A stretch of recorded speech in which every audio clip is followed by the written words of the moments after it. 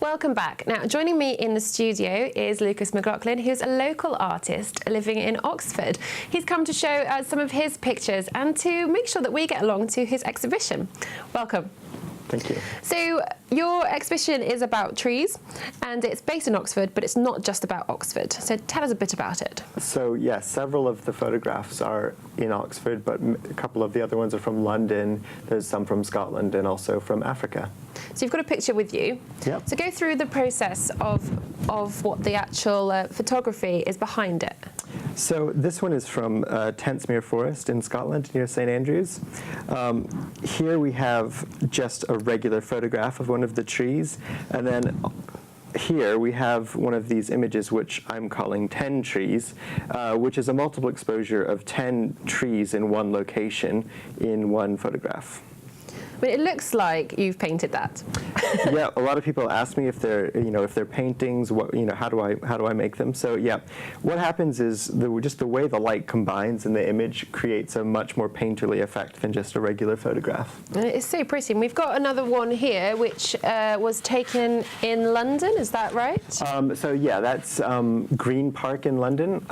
It was an evening. It was a very kind of dusky evening, and actually just after that there was a huge downpour, and so that's one of the reasons why the lighting on that one is so interesting. So, I mean, this particular picture, it does. It looks really dark, and you can also see some of the cars in the distance. It looks like you've been there all day, basically taking this exposure. How long does a picture like this usually take?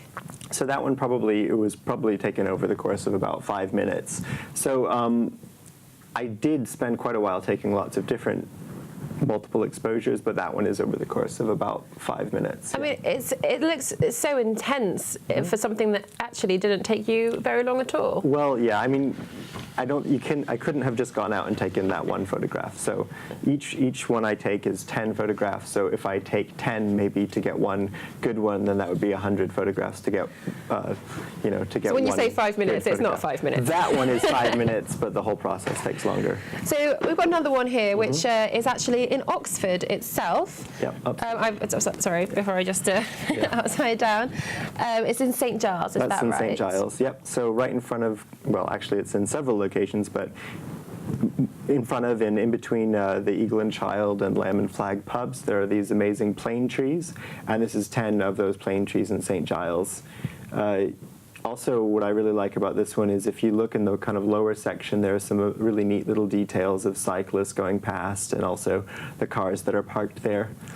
Which is really showing part of Oxford, because obviously they are well known for its bicycles. In this particular picture, it does look so ghostly and ethereal. It doesn't look like there's actually a real building in the background.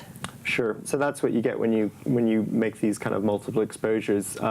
Actually, yeah, you can see those 3 windows up at the top, and then it's repeated again and repeated again, because that's the background location of that building in relationship to the different trees from the different parts of the exposure. So what makes you decide which tree should be good enough to photograph? So I usually start out just by walking around in an area and looking at all the different trees, and then I try to come up with a composition in my head. So that's what I'm doing in this photograph. This is my idea for what the final composition was going to look like, and I took this one before I started taking any of the 10 exposures that I then used for the final image. And then once I got this composition, I then took the 10 exposures with that kind of final image and that shape, the different locations of the trees and the open space in mind. So that's how I ended up with that final image. So what actually got you interested in trees in the first place? So, well, I was in Berlin a couple of years ago, and I saw the trees there in the middle of Berlin, and I thought it'd be amazing to see what these trees have been through and kind of what they can remember, because they've been there through so many amazing and sometimes very difficult historical times. So I thought that would be a great idea, taking pictures of different locations through the kind of memories of the trees that are there. So how long have you now been doing this for? Well, so that was about 3 years ago, and then these trees, the way that I ended up doing it with this, I've been doing for the last year or so. just over a year. And it's not just in the UK. I mean, obviously you mentioned Germany there. Any Sure. other places that you've also visited? So last autumn I went to Tanzania, and I took some photographs, and one of them is from the Ngorongoro crater in Tanzania, which is near Mount Kilimanjaro. Oh, wow. So it's not just trees. Those are trees, but really? they're just not very big in the crater.